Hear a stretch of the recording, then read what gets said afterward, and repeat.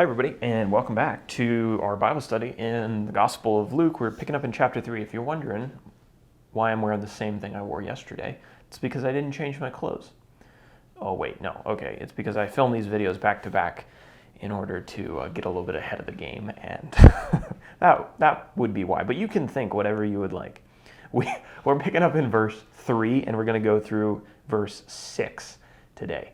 In our last video, we were introduced to all those characters that set the scene, set the stage for the ancient world that we're talking about. Emperor Tiberius and Pontius Pilate, Herod Antipas, Caiaphas and Annas, the high priests. Now we are going to talk about John the Baptist, his ministry, what he was doing, why his ministry was important in leading the way for the Messiah, announcing that he was going to arrive. We were introduced to him very briefly in the end of the last verse. It said that John was in the wilderness when the word of the Lord came to him, gave him the information that he needed to begin this work. Because, it was prophesied even to his parents that he was going to be this unique, special individual prophet for God. And he's waiting around for that to happen. The word of the Lord's finally come to him, and he's going to go complete his mission now. Let's talk about him. Let's pick up in verse 3 and read through 6.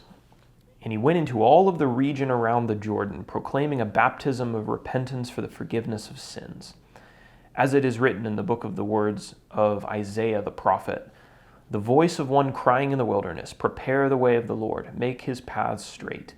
Every valley shall be filled, and every mountain and hill shall be made low, and the crooked shall become straight, and the rough places shall become level ways, and all flesh shall see the salvation of God.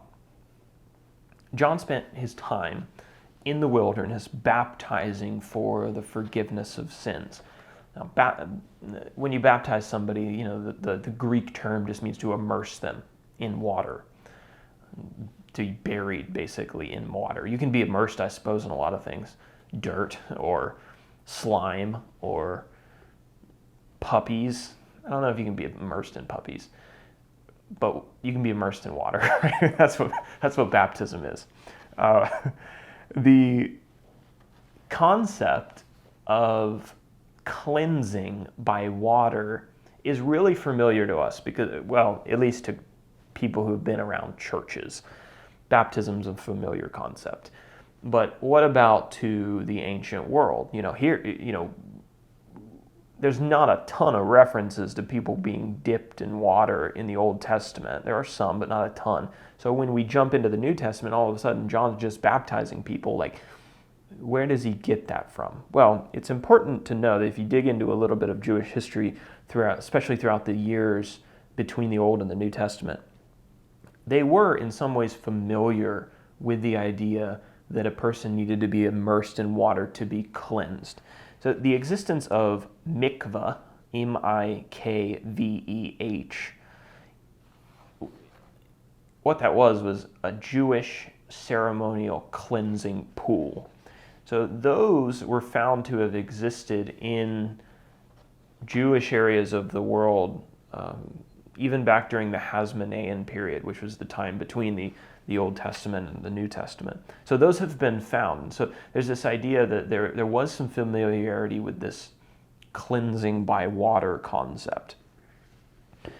And Jewish ritual cleansing of people and household items is described in the Mishnah. The Mishnah is a collection of oral traditions or oral laws, things that the old Jewish rabbis taught that became sacred to the Jews and are followed by many of the Jews. So the Mishnah describes some of these cleansing practices. Some individuals who had become ceremonially unclean were required to be immersed in water before being announced to be clean again. And new converts to Judaism had to be immersed in water. The Jews had very specific rules for the kind of water that had to be used and where the water could come from and the state of the water when it was being used for the immersion process. But those are all interesting to dig into if you have the time. The Jews also had a lot of other traditions about, like, say, hand washing. Hand washing was commanded by the Pharisees for a lot of different reasons, like when people woke up in the morning, when they ate, other reasons. And it wasn't about getting dirt off your hands. It was a ceremony, it was a ritual, it was a spiritual kind of cleansing. At least they thought that it was. And that's the way that they used it. And this immersion in water that the Jews practiced at the mikveh, it was kind of the same thing. It wasn't like taking a bath or taking a shower to get clean. It was about ceremonial cleanliness. And for more information on that, you can look up the Mishnah Mikvot, which I'm sure I'm pronouncing incorrectly, but it's in the notes. Mishnah is spelled Mishnaah, and then Mikvot is spelled Mikva apostrophe OT. If you have a Jewish friend, they might come in handy here. So John's baptism shared some similarities with this Jewish ritual purification, but it was also significant, or it was also different in a lot of significant ways. Being unclean under the Old Testament law didn't necessarily mean that somebody had sinned. I think we talked about this 2 videos ago. When a woman bore a child, she was considered ceremonially unclean for a period of time. She hadn't sinned. There's nothing wrong with bearing a child, right? But even though sinfulness and uncleanliness weren't exact parallels, the idea of uncleanliness, I think, was a good first step. It was a good, the Jews at least had some concept of what John would have been preaching about when he talked about cleanliness from sin, right? Forgiveness for sins. So the immersion of the Jews in the mikveh wasn't equivalent to having their sins washed away, but it was a good picture of the transition of a person from dirtiness of sin to the cleanliness of righteousness. There, my notes said it a little bit better than I said it off the top of my head. John's baptism offered forgiveness of sins. Now, how did he do that? Did John just have superpowers to forgive sins? No. It was instructed by God on the basis of what the Messiah was coming to do, because the Messiah was coming to be the sacrifice for sin. Now, if you're a first century Jew, this is going to be a huge mindset shift for you, because when they thought about forgiveness of sins, they thought about going to the temple and offering animal sacrifices. Those animals had to be killed and then burnt on the altar. And that's kind of the concept that God gave them for sin forgiveness in the Old Testament. And the closest thing that they had to forgiveness of sins was when they went through that process with the priests at the temple, or at the tabernacle before the temple was built. So upon hearing John's message, some of the Jews may have asked, well, what about the sacrifice? Okay, I can be immersed here, but where's the sacrifice? And what we'll find out is that John is going to introduce that sacrifice to them and help them to understand that concept a little bit later when he describes and introduces Jesus as the Messiah, the Lamb of God.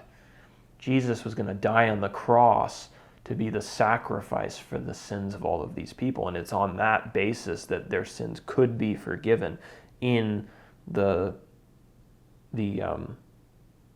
washing of water in baptism.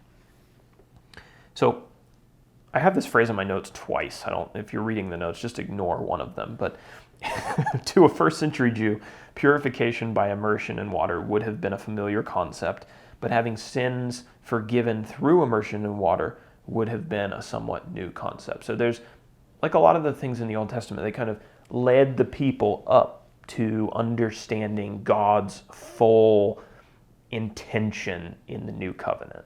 The Old Testament is said to be a schoolmaster that brings us into an understanding of the new. And so that could have been the case here as well with the whole mikveh idea and the purification and washings.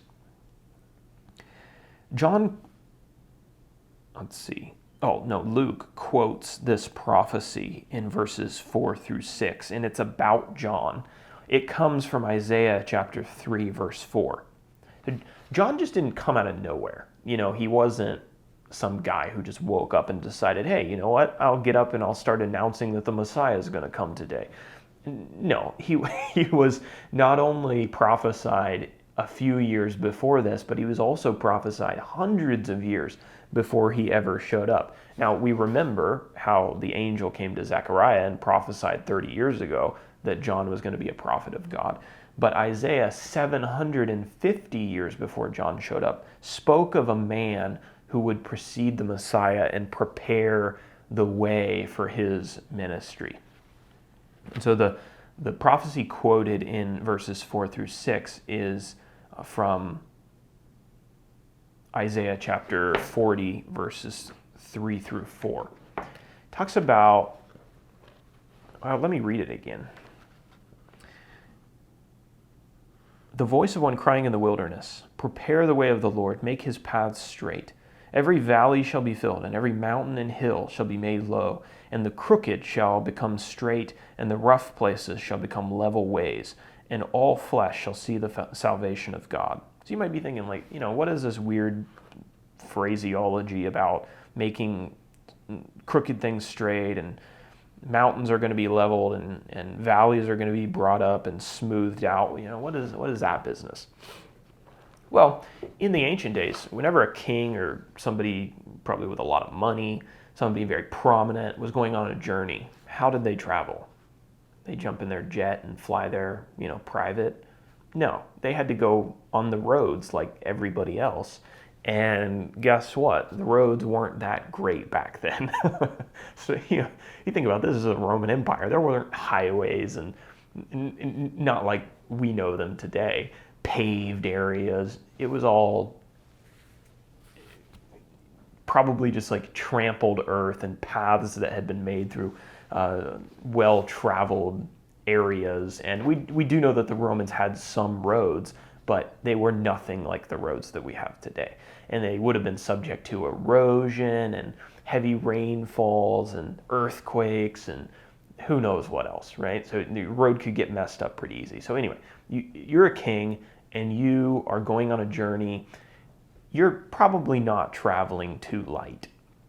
If you're a king, you have your luxuries, and you probably have wagons of supplies and carriages and big horses that are pulling all of these things, and you've got quite a entourage. Well, if you've got quite an entourage, what you would do is you would send people, a small group ahead of you, to inspect the road, to make sure that the road is usable and that you're going to be able to continue on your journey without any kind of delays. So this small group that went ahead, they were supposed to fix the road. Maybe there was a super muddy spot that the carriages were going to get stuck in. So they would lay down maybe tree branches or stuff that they could find in the forest over top of all of that mud. That way the carriages could make it through. Maybe there was a real tight bend in the road where some trees and some shrubbery had grown up, and you knew that the horses weren't going to be able to make that tight of a turn, so you'd probably cut down some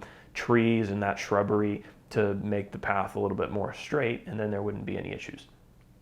There could be, it could be anything. He talks about here the valleys being raised and the mountains being lowered. So if there's a real steep incline, maybe you would do something to redirect the path around it to make it a little bit easier for all that, for the party to pass through, or, maybe you would fill in large holes or large declines in the road to make the path smoother, not too far away from filling potholes, right, in our modern day. That's kind of the idea. And fortify bridges that had pieces missing or that were looking a little rickety, you get the idea. And this is a picture of what John was going to do. He says, prepare the way of the Lord, make his paths straight. In some ways, John was sent before Jesus to prepare the way for, well, not in some ways. John was sent before Jesus to prepare the way for him to arrive. And John wasn't going to physically reshape the land in order that Jesus' carriage could get by, but he was going to prepare the spiritual land, the hearts of the people, to make them more receptive and to prepare them for what was coming. And we're going to see really the importance of that in our next video, where we begin to realize that And the Jews began to realize that the Messiah they thought was coming wasn't necessarily the Messiah that was coming. And they thought everything was hunky-dory and that the Messiah was just they were going to be the apple of the Messiah's eye in every way. And John is going to prep them for the fact that you might want to change your expectations a little bit. Because the Messiah, first and foremost, is going to correct the problems in Israel. And I don't think many of the Jews were ready for that. It's not the conception that they had. John introduces that idea in the upcoming text, and some people rejected Jesus because of that, and they rejected John's message because it wasn't what they expected. But for an open and honest heart, John's ministry that began before Jesus's would have helped prepare some people, would have helped them to say, okay, John isn't preaching what I expected.